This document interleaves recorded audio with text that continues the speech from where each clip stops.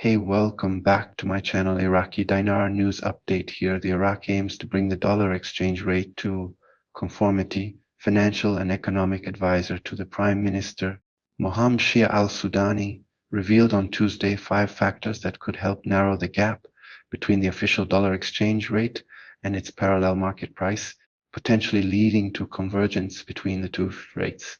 The official exchange rate of the dollar, approved by the Central Bank of Iraq, is 132,000 dinars per 100. Meanwhile, the parallel market exchange rate has approached 139,000 dinars over the past 2 days in Baghdad and the Kurdistan region, representing a gap the government is seeking to bridge. Mazar Mohammed Saleh told Shafaq news agency the decline in the value of the dollar on the parallel market in favor of the Iraqi dinar and its approach to the official rate is due to several reasons and factors, the first of which is the ban on dealing in dollars domestically, especially in the real estate sector, which constituted a major deterrent to the phenomenon of dollarization. He added, the second factor is the shift to a policy of foreign exchange bolstering through international correspondent banks, which handled foreign transfers after the central bank's window ended at the beginning of this year, reducing the risk of resorting to high-cost informal financing. Saleh continued, the entry of small importers into the formal financing system and their reliance on a fixed exchange rate for external transfers, which constitutes approximately 60% of total foreign trade, is the third factor in narrowing the gap. He pointed out that the fourth factor is the expanding culture of using electronic payment cards in foreign currency among travelers, which has eased the pressure on demand for cash dollars, in addition to facilitating travelers' access to their dollar share through airports, subject to clear controls. The fifth factor, according to Saleh, is the price defense policy through the expansion of cooperatives for consumer goods and building materials, financed by imports calculated at the official exchange rate of 1,320 dinars per dollar, reflecting the integration of monetary, fiscal, and trade policies within the government program. The financial advisor concluded his statement by saying, the fact that the difference between the official and parallel rates is approaching less than 4% indicates that we have entered the convergence phase, as this difference represents only the cost of transactions.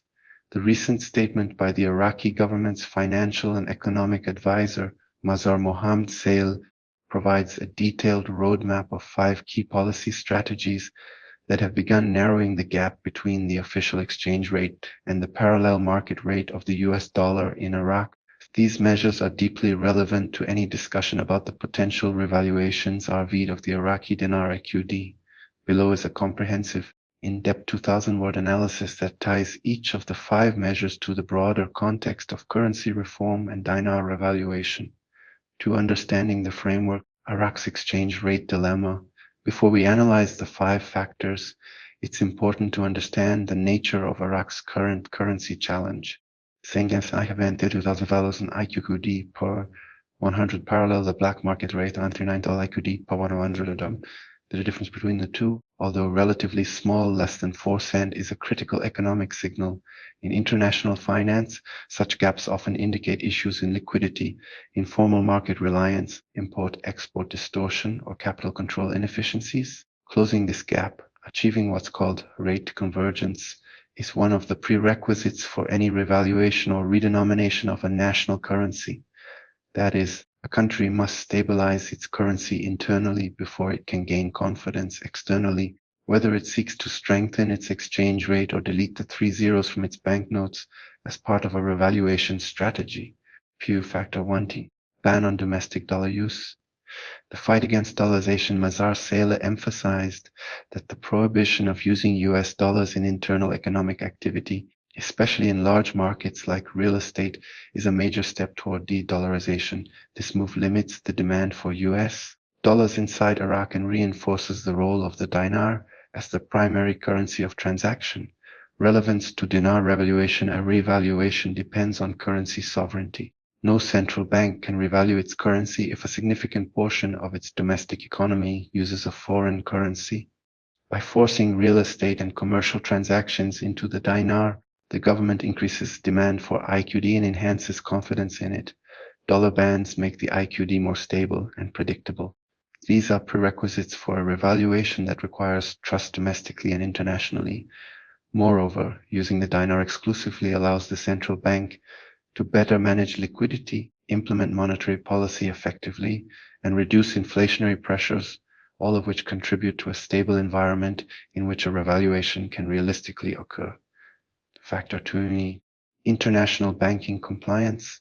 Transparency and regulation. The second factor relates to the transition to using international correspondent banks for foreign exchange and trade transfers. This change came after reforms to the CBI's foreign currency selling window, the auction system, which had previously been prone to misuse and corruption. Now, instead of opaque mechanisms, Iraq is relying on international financial institutions that comply with FATF, Financial Action Task Force anti-money laundering and counter-terror financing standards. Relevance to dinar revaluation. Global trust is vital for any country aiming to increase its currency's value. Iraq must comply with international standards before it can integrate into the global financial system, a necessary condition for any currency RV. The new system ensures that foreign transfers are more efficient and less prone to distortion, which reduces the black market need and enhances official rate stability. This also boosts Iraq's ability to attract foreign investment, which further supports the balance of payments and long-term exchange rate strength. Such structural compliance enhances Iraq's creditworthiness, and international banks are more likely to recognize a new exchange rate if the country operates transparently and predictably. 2T factor 3T, formalization of import financing, reducing informal pressure. Salus third factor deals with the entry of small and medium importers into the formal financing system. These traders, who previously resorted to the parallel market, now rely on official channels for external dollar transfers, approximately 60% of total foreign trade. This development reduces the demand for parallel market dollars and increases the volume of dollar requests handled at the official exchange rate. Relevance to dinar revaluation. Formalizing imports makes the exchange rate data more accurate, which is critical for any planned revaluation. A government can only revalue its currency if it has a clear understanding of its foreign exchange demand and supply. It also prevents speculation and rate manipulation, both of which could destabilize a newly revalued currency. The more economic actors use the official rate for trade, the more natural convergence occurs, and the revaluation becomes a gradual, seamless process rather than a shock to the system. This trend increases faith in the dinar, a key requirement for any country attempting to change its currency regime significantly. 2-factor 4, electronic payment culture among travelers. Reducing cash demand. A quiet but powerful revolution is underway in Iraq. The growing use of electronic cards in foreign currencies by Iraqi travelers. Saleh mentions that this trend has reduced the direct demand for physical US dollars, which was a major cause of market pressure. Travelers can now access their dollar allocations through airports and regulated systems, minimizing their reliance on parallel market dealers. Relevance to dinar revaluation. This development reduces speculation and hoarding of physical dollars. It encourages a cashless economy, which makes capital flows more visible and manageable for the central bank. With reduced cash demand, the black market's relevance declines, allowing the CBI to operate in a more controlled monetary environment, essential for stabilizing and eventually revaluing the dinar. Importantly, this policy supports the idea of exchange rate unification, which is the necessary first step before redenomination or revaluation. To factor 50, subsidized consumer goods through cooperatives, market price defense. The final factor is a fiscal and trade policy instrument. The government has expanded cooperatives that sell essential goods and building materials at subsidized prices, calculated using the official exchange rate. This acts as a price defense mechanism, cushioning the population from inflation that would otherwise be caused by parallel market exchange rates or imported goods pricing distortions. Relevance to dinar revaluation. A major obstacle to currency revaluation is inflation or price instability. These cooperatives help control prices, stabilize expectations, and keep inflation in check, a necessity for RV. When citizens experience consistent prices, their confidence in the dinar increases, which improves domestic currency demand. These cooperatives demonstrate coordination between fiscal and monetary policy, a sign of institutional maturity required for a successful revaluation. Moreover, subsidized import channels mirror mechanisms used by other countries that have executed revaluations, such as Turkey during its lira redenomination or Egypt during its currency reforms. Exchange rate convergence and the RV signal. Sale's most important conclusion is this. The fact that the difference between the official and parallel rates is approaching less than 4% indicates that we have entered the convergence phase, as this difference represents only the cost of transactions. This implies that the market is no longer pricing in excess risk instability or lack of trust in the dinar. Once convergence is achieved, Iraq could feasibly move to delete the zeros and revalue its currency, assuming other macroeconomic and institutional conditions, reserves, debt, inflation, and political stability remain supportive. 2. Strategic revaluation. What could it look like? Here is how these policies may eventually result in a phased revaluation. 1. Exchange rate for 2025, full convergence of official and parallel market rates, monitoring capital flows and inflation. Already in progress. 2.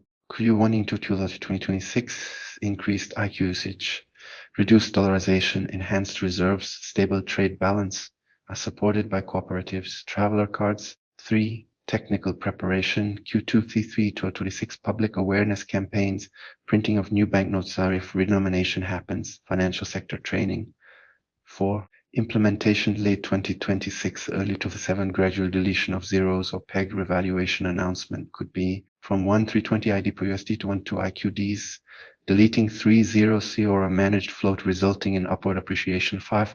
Post-RE stability measures of 2027 onward, continued monetary discipline, anti-corruption oversight, and sovereign wealth management. Conclusion, the 5-pronged strategy described by Mazhar Mohammad Saleh represents a deliberate and coordinated move by the Iraqi government to lay the groundwork for long-term currency reform. These measures are not cosmetic, they are foundational. From reducing dollarization and formalizing trade to increasing banking transparency and subsidizing key goods, every step is aimed at restoring the dinar's credibility. If Iraq continues on this path, and if oil revenues remain strong while economic diversification proceeds, then a full or partial revaluation of the IQD, either through a fixed rate, peg float appreciation, or deletion of zeros, becomes a realistic medium-term outcome. In short, exchange rate convergence is the beginning of the revaluation, not the end.